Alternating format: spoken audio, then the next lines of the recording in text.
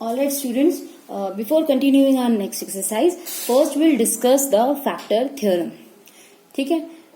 Factor theorem is somehow the solution using the factor theorem is somehow the same as how we are taking out the solution for the remainder theorem. इससे पहले वाली exercise that means 2.3 में हमने we have done the questions where we have to take out the remainder. Question क्या होते थे? Find the remainder of the following by using the remainder theorem. ठीक है, उसे जिस तरह से हमने सॉल्व किया, फैक्टर थ्योरम में भी हमें सोल्यूशन कुछ इसी तरह से करना है. बस दोनों चीजों में डिफरेंट क्या है? डिफरेंट ये है कि जब फैक्टर थ्योरम आप यूज करोगे तब आपका जो आप वैल्यू रखते हो जी एफ ऑफ एक्स की, एफ ऑफ एक्स में जो भी आप वैल्यू रखते हो वो जीरो हो जाएगी. अगर जीरो हो जाएगी then we will say that the given term, the given polynomial जो भी होगी, let's say f g of x है, एक्स की जो भी टर्म है, that will be the factor of the f of x. इसे थोड़ा सा पहले नंबर से समझ लेते हैं. अगर हम कहते हैं ना कि 3 इज द फैक्टर ऑफ 24, अगर हम कहेंगे 3 इज द फैक्टर ऑफ 24, इसका मतलब क्या हुआ कि जब 24 को 3 से डिवाइड करते हैं तब हमें रिमाइंडर क्या मिलेगा? 0.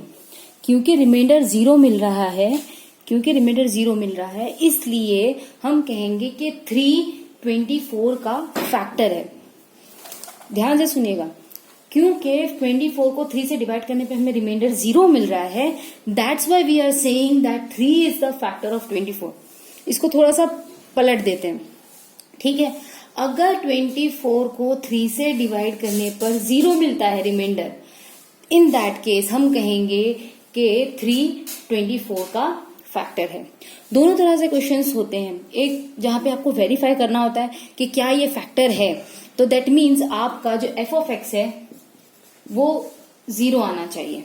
ठीक है, क्वेश्चन फर्स्ट स्टेप होगी कि आपको वेरीफाई करना है whether the given polynomial is a factor of the given polynomial और नॉट. इन दैट कंडीशन करना बस यही है कि आपको एक्स की वैल्यू पुट करनी है, और अगर वो टर्म 0 आ जाता है, अल्टीमेटली सॉल्व होके 0 आ जाता है, then we will say that the given ji of x is the factor of F of x.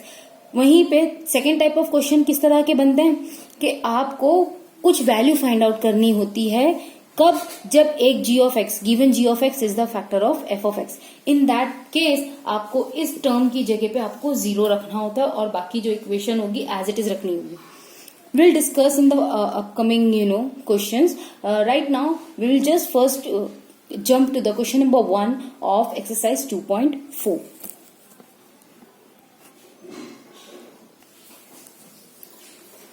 So now let's move to the exercise 2.4, which is on page number 43. I am writing the question number fourth part of the question number 1. So I just want to show you the question over here.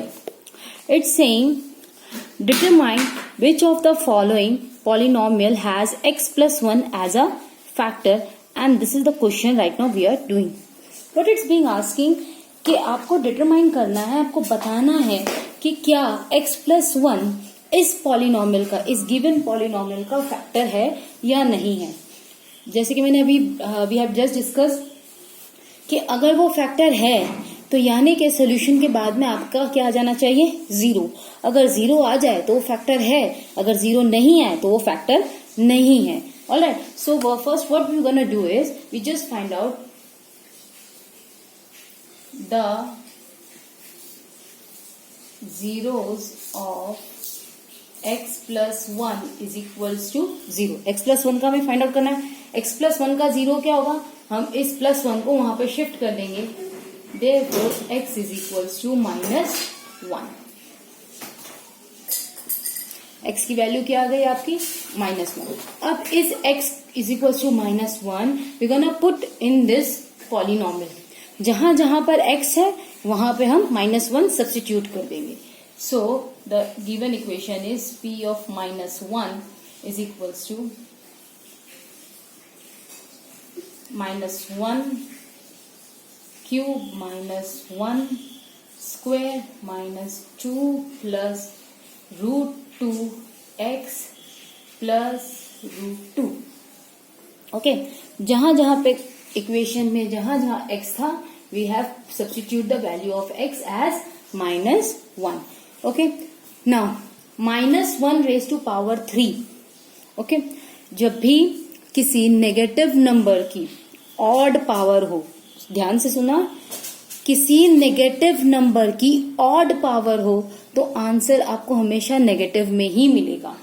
Negative number है, उसकी power क्या है, odd, तो आपको answer हमेशा किस में मिलेगा, नेगेटिव में. और 1 का क्यूब करोगे तो आपको 1 ही मिलेगा. Okay, now will put the minus sign as it is. -1 है नेगेटिव नंबर. नेगेटिव नंबर की पावर अगर इवन है तो आपको हमेशा आंसर पॉजिटिव मिलेगा. आप चाहो यहाँ पे प्लस लिखो या नहीं लिखो, it will not effect anything. Then -2 plus, I have not written over here as -1. Okay, let me just write it one more time. -1 and this is plus √2.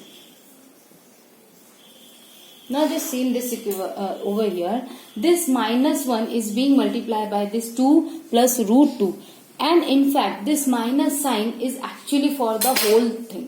Alright, so can we do like this?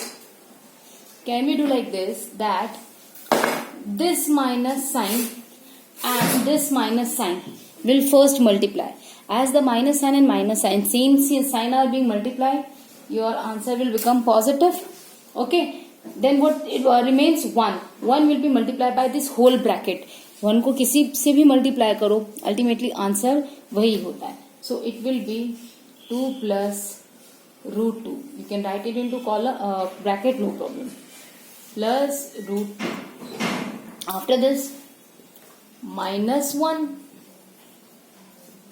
Minus of plus, different sign है, multiply हो रहे हैं, answer किस में आ जाएगा आपका, negative में, 1. Then open just bracket, 2 plus √2 plus √2. Since a positive sign is there outside the bracket, positive sign bracket के आउटसाइड में है, इसीलिए ब्रैकेट के अंदर किसी भी साइन को कोई इफेक्ट नहीं होता है. When a positive sign is there outside the bracket, it will not affect on any of the side inside the any of the sign inside the bracket. -1 -1 same sign है, add हो जाएंगे, it will carry -2, then +2, then plus √2, then √2 and √2. अब इन दोनों को add करना है आपको. इन दोनों को ऐड करोगे तो आपको मिलेगा 2√2. रिमेंबर दिस थिंग दैट अगर आप √2 और √2 को ऐड कर रहे हो तो आप इस तरह से नहीं लिख सकते हो. It can not happen, it can not happen. ये √2 एक टर्म है और √2 एक टर्म है. ये कुछ इस तरह से है, we can see like this. Just have a look. If I just want to write 5 + 5, क्या मैं 5 + 5 को 2 × 5 कर सकती हूँ? कर सकती हूँ. The same thing we are doing over here, 2 × √2. अब 2 × √2 को मैं डायरेक्टली अगर 2 √2 लिखूं, so it's not making any problem. That's why it becomes 2 √2. Okay, now next step, this -2 and +2, it will get cancelled. What you got? 2 √2. P of -x has become 2 √2.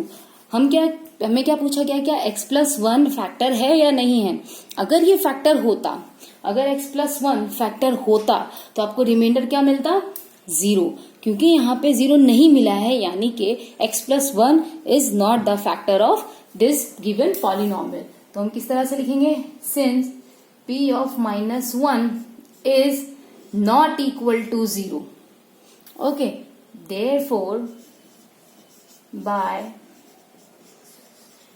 factor theorem, x + 1 is not a factor of P of x. This is how the solution has been done. देखो, solution जो हमने last time भी किए थे remainder theorem, ठीक उसी तरह से ही है. All the solution will be done into this form only. But बस क्या चीज आ गई, बाय फैक्टर थ्योरम. उससे पहले हम लिखते थे बाय रिमाइंडर थ्योरम, अब हम लिख रहे हैं बाय फैक्टर थ्योरम. ओके, और क्या चीजें जरूरी है, अगर वो गिवन फैक्टर है तो ये आपका जीरो बन जाएगा कंप्लीटली, अगर ये जीरो नहीं है तो वो फैक्टर भी नहीं है। Okay, so now will see the next question also.